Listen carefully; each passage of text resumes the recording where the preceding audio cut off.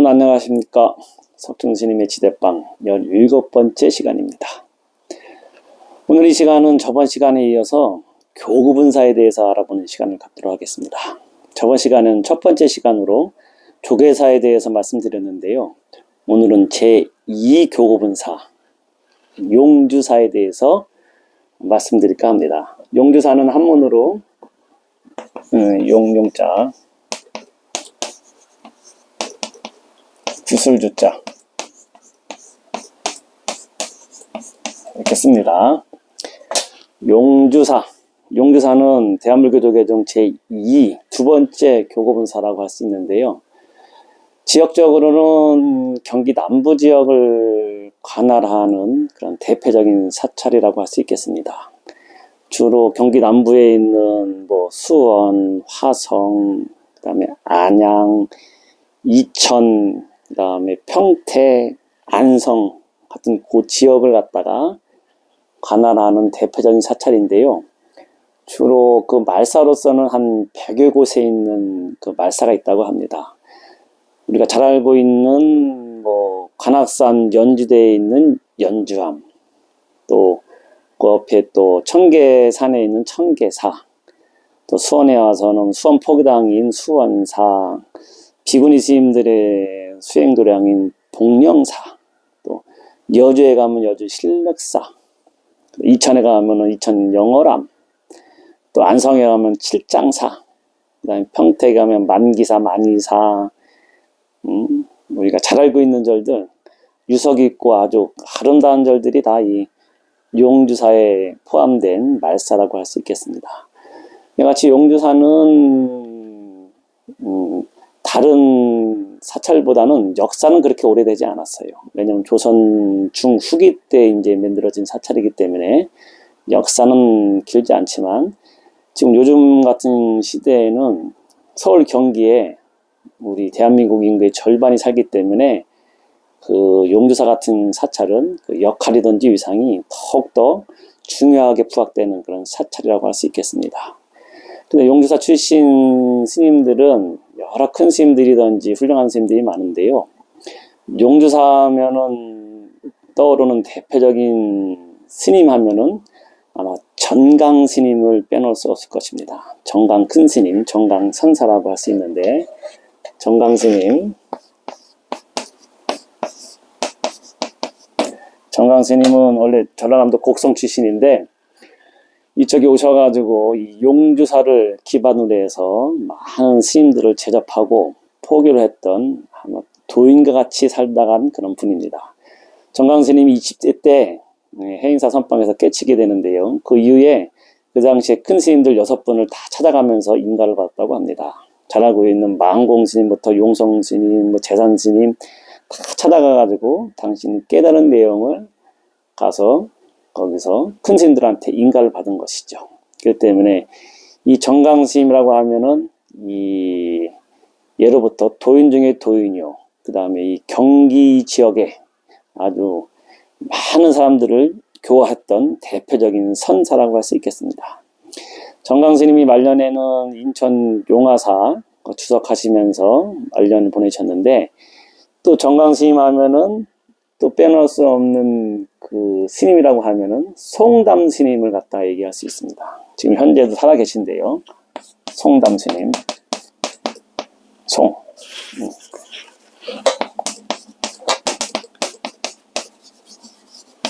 송담 스님 제자 되거든요. 송담 스님은 이 정강 스님의 제자신데, 이분 송담 큰 스님도 깨달음을 얻었어요. 예로부터 우리 스님들 사이에서는 북송담, 남진제란 말을 씁니다. 즉 북쪽에는 송담 스님이 도인으로서 인정받았고, 남쪽에는 진제 스님, 우리 조계종의 종정을 지내셨던 진제 스님이 남쪽의 대표적인 도인이고, 쉽게 말해서 북쪽에는 송담 스님이 대표적인 도인이라고 할 수 있을 정도로 이 송담 스님은 우리 불교계 공부하는 수자, 특히 성 공부하는 이 참선 공부하는 스님들 사이에서는 부처님과 같이 존경받는 인물이에요. 이분들이 다 용주사 이 출신의 스님이라는 거예요. 용주사 출신이라기보다는 용주사를 본사로 두고서 전법 포교에 큰 역할을 하신 분들이 이 대표적인 분들, 정광스님과 그 제자인 송담스님. 송담스님은 지금도 살아 계십니다. 인천 용화사에 계시면서 연세가 거의 한 100수가 가까이 되시는데 아직도 많은 사람들에게 법을 펴시는 아주 정말 훌륭하신 스님입니다. 이 스님이 이 용주사의 본사로서 대표적인 도인과 같은 스님이라고 말씀드릴 수 있겠어요. 근데 이 용주사는 가풍이요. 송담 스님께서 열반하신 지가 근 50년이 됐거든요. 1974년도인가 열반하셨으니까 올해가 이제 내년 되면 50년이 되는데 아직까지도 이 용주사에서는 조실 스님 자리를 비워놓고 있어요. 즉, 이 정강 스님이 돌아가신 지 50년이 됐지만 아직까지도 조실 스님으로서 모시지 않았어요. 왜냐하면 송담 스님이 조실 스님을 해도 될 정도의 여러 가지 도력이든지 수행이 충분하신 분인데 이 송담 스님께서는 은사이신 전강 스님의 그 뜻한 그 스승에 대한 그 뜻을, 스승에 대한 은혜를 갖다가 잊지 못하기 때문에 내가 감히 어떻게 은사 스님이 계신 그 명성이 있는 곳에 내가 조실로서 앉을 수 있겠느냐 이렇게 하시면서 지금도 용주사에서는 조실 스님이 없고 지금 돌아가신 50년 됐지만 정강 스님이 조실 스님으로서 계시는 그런 곳입니다. 이와 같이 좀 독특한 어떤 수행 체계를 가지고 있는 사찰이라고 할 수 있겠고 용주사가 시내권에 있는 그런 사찰이지만 이와 같이 또 수행, 이 공부, 참선에도 일가견이 있고 또 이와 같이 도인이 나왔다는 것을 말씀드릴 수 있겠습니다. 또 용주사 하면은 대표적인 인물이 또 많죠. 이렇게같이 마음 깨쳐서 도인된 그런 이판의 대표적인 스님도 계시지만 사판이라 해서 행정을 갖다 잘했던 그런 스님들도 계십니다. 총무원장이라고 하면 조계 중에서 가장 사판, 즉 행정의 가장 중심에 있는 분을 총무원장이라고 할 수 있겠는데요. 이 용주사의 출신 우리 총무원장 스님 하면은 정대 스님이라고 1990년대에 총무원장을 역임한 스님이 계시거든요. 정대 스님이라고 하면은 아주 이 행정의 달인이셨다고 합니다. 스님이지만 이 정부하고의 관계 같은 것을 잘 풀어가지고 아마 불교의 이상을 높이는데 큰 역할을 했던 분이 이 정대 스님이라는 분이 계셨고 그 정대 스님의 또 제자되는 스님이라고 해서 제자되는 스님 가운데 대표적인 분이 우리가 잘 알고 있는 자승 스님이라는 분이 또 여기 용주사입니다. 자승 스님도 이 정대 스님의 제자인데 그 정대 스님의 뜻을 이어서 종단을 안정적으로 잘 행정적으로 잘 이끄는 분이 자승 스님이라 할 수 있겠습니다. 그래서 자승 스님은 두 번에 거쳐가지고 총무원장을 역임하면서 이 불교 조계종이 여러 가지 기틀을 다지는데 큰 역할을 했던 분이 자승 스님이라고 말씀드릴 수 있겠습니다. 저 이루 말할 수 없는 많은 큰 스님들이든지 유명한 스님들이 많지만 이와 같이 이판에서 수행한 측면에서는 전강 스님과 송담 스님이 대표적인 인물이라고 말씀드릴 수 있겠고요. 그 다음에 또 행정, 이 사판으로서는 우리 정대 스님과 그 또 제자인 자승 스님이 용주사를 대표하는 인물이라고 간략하게 말씀드릴 수 있겠습니다. 근데 이 용주사 하면요, 이와 같이 큰 스님들도 있고 지역적으로는 이와 같은 역할을 한다는 것을 알 수 있겠는데 우리가 또 용주사 할 때는 빼놓을 수 없는 인물이 있습니다. 누구냐면은 정조대왕이에요. 조선 제 22번째 임금이었던 정조대왕을 빼놓을 수 없어요. 그래서 오늘은 정조대왕과 용주사에 관련된 용주사란 이름도 정조대왕이 지은 거거든요. 거기에 대해서 좀 알아보도록 하겠습니다. 이 용주사는 원래는 갈량사라고 했다고 합니다. 이게 이제 갈량사라고 기록에 의하면은 갈량사라고 했다요. 이게 인흥하의 조선불교 통사에 보면은 기록이 잘 안 나있는데 이 갈자는 이제 이 칙릉 글 있지 않습니까? 갈량사라고 했는데 아마 예전에는 여기 칙이 많았던 모양입니다. 갈량사라는 절이 조그만 절이 있었는데 그것이 조선시대 이전에 있다가 그것이 폐사가 된 상태로 유지되고 있었다고 합니다. 근데 아시겠지만 이 정조가 22번째 왕이 됐을 때 그 아버지가 누구죠? 그 유명한 사도세자. 사도세자라고 하면은 이렇게 쓰는데요. 사도세자. 아버지가 사도세자. 그 할아버지인 사도세자 아버지인 영조에 의해 가지고 뭐 여러 가지 설이 있습니다. 사도세자가 왜 뒤죽간에 그 해가지고 쌀 뒤죽간에 한여름에 그때 해가지고 그 제일 더운 날에 일주일간인가 그 뒤죽간에 그 안에 있다가 결국 죽게 되잖아요. 그러면서 여러 가지 원인이 있습니다. 이게 당파 싸움이냐 아니면 정말 사도세자가 그 당시에 기행 같은 걸 많이 했거든요. 사람도 막 죽이게 됩니다. 이게 정신병이 있었던 모양이에요. 그래가지고 그 영조에 가지고 그 아버지가 아들을 죽이는 그런 사건이 일어나잖아요. 이 유명한 조선 500년 동안 가장 비극적이면서도 참 안타까운 사건이 될 수 있을 텐데, 어쨌거나 이와 같이 역사에 의해 가지고 이 정조의 아버지 되는 사도세자가 죽었을 때 이 사도세자를 갖다가 원래는 왕의 즉위를 못했기 때문에 죽은 다음에 그 쓰는 묘를 갖다가 우리가 묘, 그 다음에 원, 릉이라고 이렇게 칭하는데 맨 처음에는 원이라고 했습니다. 현, 릉, 원이라 해가지고 지금 배봉산 지역에 현릉원이라고 원래는 현융 원이라 해가지고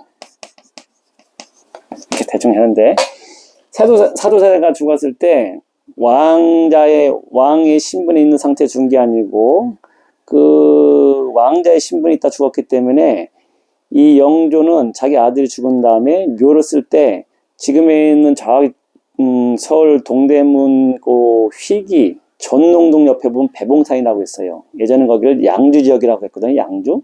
경기도 양주 지역이 굉장히 넓었습니다. 그래서 배봉산에다가 현릉원이라는 현융원이라는 그 이름으로써 아버지를 갖다 거기다가 장사 지냅니다. 그 영주에 의해서. 그러다 나중에 정조가 즉위하잖아요.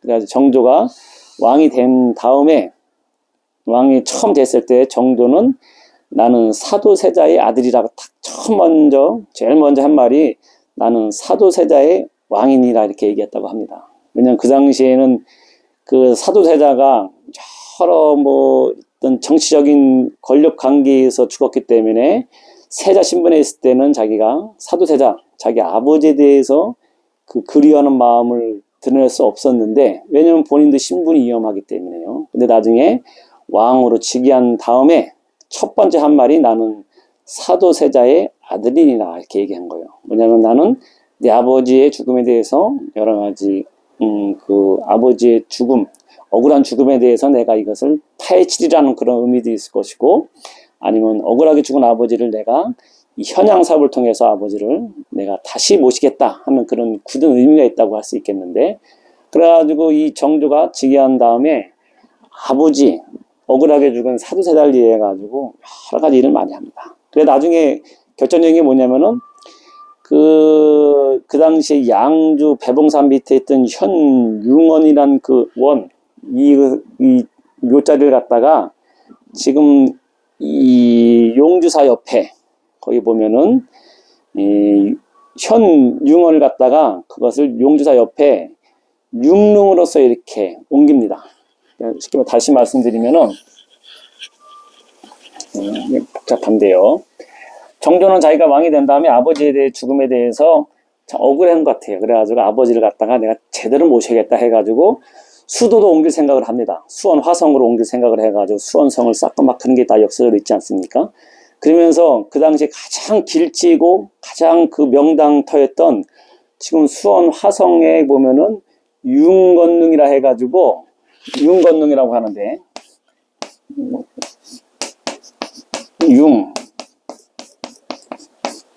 건능 능은 임금이 능이라고 하고 아까 임금 밑에 이제 임금이 못하고 죽은 그런 세자 같은 사람 원이라고 하고, 밑에 있는 사람, 우리 같은 이제 일반 사람들은 묘로 쓴다고 하잖아요. 이게 묘, 원, 능 이렇게 원래는 규격이 다 신분에 맞게 능을 쓴 겁니다. 근데 왕이 죽으면 왕능이라고 하잖아요. 능이라고 하는데 거기 용주사 옆에 보면은 융건능이라고 합니다. 융능과 건능을 합친 말이에요. 지금 뭐냐면은 정조가 나중에 왕이 된 다음에 아버지를 갖다가 이장시켜가지고 묘를 갖다가 배봉산 밑에 있던 그 현융원을 갖다가 옮겨가지고 융능이라고 얘기하고, 그 다음에 그 사두세자의 그 부인이었던 해경고 홍씨를 같이 합장해가지고 융능이라고 해가지고 모신 거고, 본인이 죽은 다음에는, 정조가 죽은 다음에는 자신은 건능이라고 합니다. 그러니까 융건능은 일반적으로 화성에 가면 융건능이라고 하는데 원래는 이렇게 따로따로 있는 거예요.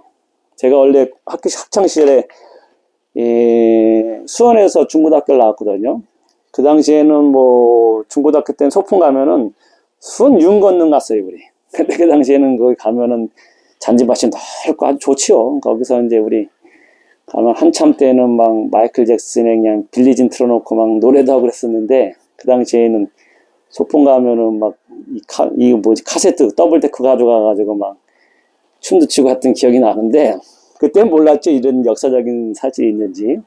하여튼 거기 가면은 융건능인데, 융능에는 정조의 아버지인 그 사두세자와 그 어머니인 해경고 홍씨를 모신 그런 능을 갖다가 융능이라고 하고, 본인은 죽었을 때 건능을 써달라 했거든요. 그래서 그 옆에다가 그 동쪽으로 해가지고 건능이라 해가지고 정조와 그 부인이었던 효의 왕을 갖다 같이 모신 능이 융건능이란 그런 절이 있습니다. 네, 그 능이 있습니다. 근데 이 용주사 하면은 아까 말씀드린 대로 이 정조는 아버지 묘를 갖다 이장해가지고 용주사 있고 옆에다가 현능으로서 모셔놓고, 그 다음에 그 전에 있던 아까 말씀드린 갈량사란 절이 있었는데 그 터마 있었어요. 그래가지고 이 정조가 명을 내려요. 왜냐면은 아버지 능을 모셨기 때문에 이 능을 갖다가 보호할 수 있는 사찰을 만들어야겠다. 조선시대 때는 승려 억불 정책에 의해 가지고 불교를 탄압받는 시대였지만, 정조가 워낙 불심이 있고 그 다음에 효심이 깊었기 때문에 그 신하들이 거역을 못했다고 합니다. 그래가지고 이 용주사는 정조에 의해 가지고 이 용주사를 갖다 창건하게 되는 거예요. 그것이 한 1780년도, 즉 정조가 즉위한 다음에 한 14년 정도 됐을 때 거기다가 가량사란 절터에다가 용주사를 진 거예요. 진 다음에 자기 아버지 묘를 갖다가 융능을 갖다가 살피는 절로서 만들겠다 하는 그런 의도가 있는 겁니다. 그래가지고 그 절을 갖다 대웅전을 다 졌는데, 꿈에 다 낙성하기, 대웅전을 다 지은 다음에 대웅전 낙성하기 전날에 정조가 꿈을 꿨는데, 꿈에 용이 하늘로 쭉 올라가는 꿈을 꾼 거예요. 그러면서 여의주를 물고, 얼마나 이 좋은 꿈입니까? 그래가지고 용주사란 말이 어디서 났냐면은, 정조가 꿈에 이 용주사의 대웅전이 다 건설된 다음에 그 다음에 그 낙성하기 전날에 꿈을 꿨는데 용이 여의주를 물고 승천하는 꿈을 꿔가지고 용주사라는 이런 절이 생긴 겁니다. 이름이 용주사 유래는 이와 같은 겁니다. 아마 이것은 풀이하기는 못다 이룬 아버지인 사두세자가 억울하게 죽었기 때문에, 사두세자가 원래 임금은 용 아닙니까? 그 사두세자가 용이 임금이 돼가지고 여의주를 물고 하늘로 올라가는 그런 꿈일 것이다, 이렇게 해석하기도 하는데, 그러니까 용주사라는 그 이름은 정조의 꿈에 의해서 이름을 얻게 된 것이고, 그 이후로 이 융건능을 갖다가 관리하고 보호하는 그런 사찰로서 능침사찰이라고 하거든요. 그래가지고 그런 역할을 하는 것이 용주사라 이렇게 말씀드릴 수 있겠습니다. 능침사찰이라고 하는 것은 왕능을 지키는 사찰이에요. 대표적인 사찰이 우리 정릉에 가면 흥천사, 그 다음에 남영주 뭐 가면은 봉선사, 봉국사, 그 다음에 용주사 같이 보러 흥할 흥자든지 나라국자, 경국사, 흥국사처럼 나라국자든지 흥자가 들어가는 사찰들이 보통 보면은 이 능침 사찰이에요. 대표적인 것이 또 강남에 있는 봉은사인데 박들봉자도 이것이 능친사찰이라고 할 수 있는데, 용주사도 내내 이 아버지 사도세자의 능을 갖다가 지키고, 또 이 제사가 있을 때 두부를 만드는 그런 사찰을 갖다가 이 능친사찰이라고 하거든요. 왜냐면은 이거 조포사라는 말을 씁니다. 다른 말로 능친사찰을 조포사, 말이 좀 어려운데요. 포가라는 것은 이제 이 두부포자거든요. 두부를 갖다 만드는 사찰. 이 뭐냐면은 능침 사찰의 주요 기능은 뭐냐면은 능을 관리하는 나라에서 파견한 관리들도 있겠지만, 그 제사가 있을 때 주로 이제 능에서 그 선대 왕들의 제사가 있을 때 나라에서는 거기서 이제 다 이렇게 관리를 합니다. 그래서 나와가지고 제사 여러 가지 음식도 만들지만, 주로 절에서 만드는 것은 조포사라는 것은 지을 조자 포, 두부를 만드는 거예요. 두부는 아시겠지만 만들면 금방 이것이 이제 식거든요. 특히 여름에는 더울 땐 식기 때문에 멀리서 만들어서 가져올 수가 없어요. 또 만드는 과정도 힘들기 때문에 주로 능침 사찰, 능 바로 옆에 있는 사찰에서 두부를 만드는 주 역할이 조선시대 때에는 이 사찰들이, 능침 사찰들이 많이 했거든요. 그래서 다른 말로 조포사란 말도 씁니다. 이 능침 사찰을. 그래가지고 제사 지낼 때 절에서 두부를 만드는 역할을 많이 했기 때문에 조포사라고 했고, 이 용주사도 내내 그 제사 지낼 때, 그 사도제사든지 그 해경고 홍씨의 제사를 지낼 때 이와 같이 절에서 조포사의 역할을 했던 것이 용주사의 또 다른 특징이라고 할 수 있겠습니다. 뭐 대략적으로 이렇게 용주사면은 정조대왕과 뗄 수 없는 관계고, 정조대왕의 꿈에 의해서 그 용주사라는 이름도 지었고, 또 자기 자신뿐 아니고 아버지의 그 능을 지키는 의미로서 용주사를 만들었고, 그렇기 때문에 용주사는 일반 사찰들하고 많이 틀려요. 용주사에 가면은 일주문이 없고 홍살문이 있습니다. 예, 이게 유교식이거든요. 홍살문이 있고, 그 다음에 원래는 거기에 사도세자하고 그 부인인 해경궁 홍씨, 또 정조대왕, 그 다음에 그 부인인 효의 왕후의 위패를 모신 그 사당이 있습니다. 용주사에 가면은. 그래서 예로부터 용주사면은 효행사찰, 정조대왕이 자기 아버지에 대한 그 효를 다했던 그 근본이 있다 해가지고 용주사는 효행사찰로서 유명합니다. 그래서 예로부터 용주사하면 효행, 화성하면 효행사찰이라는 말이 여기서 나온 것을 말씀드릴 수 있겠습니다. 다시 한번 제가 뭐 두서없이 말씀드렸는데요. 용주사라고 하면은 조계종 제2 교고본사가 되겠고, 경기 남부를 관할하는 그런 사찰의 역할을 하는 것이 용주사고, 또 용주사라고 하면은 효행사찰이라고 하는데, 그 의미는 정조대왕이 자기 아버지를 갖다가 사모하는 마음이 아주 지극했기 때문에 아버지의 묘자리를 용주사 옆에 있는 융릉에다 다 새로 모셨고, 그 다음에 그 아버지를 위해서 그 화성 행차를 하지 않습니까? 해가지고 정말 효행이 지극했던 모양이에요. 그래가지고 6,000명이 넘는 그러한 신하들을 갖다가 호위병을 데리고서 그 어머니 해경고 홍씨가 살아있을 때 60회 환갑잔치를 수원 화성에서 합니다. 아버지 그 능 갖다 참배하고 그 다음날 수원 화성에서 거기서 잔치를 베풀 정도로 이 정조는 아버지에 대한 사랑이 지극했고, 그것이 이어져서 용주사는 정조대왕과 뜰 수 없는 관계고 효행사찰의 근본이다, 이렇게 간략하게 말씀드릴 수 있겠습니다. 혹시 여러분들 용주사에 한번 가게 된다면 이와 같은 의미, 용사뿐이 아니고 옆에 있는 융건능에 한번 가셔서 정조대왕의 이와 같은 얽힌 아름다운 인연을, 그런 아름다운 역사를 추억하는 그런 시간이 되기를 바라겠습니다. 오늘은 이만 마치겠습니다. 감사합니다. 황불하십시오.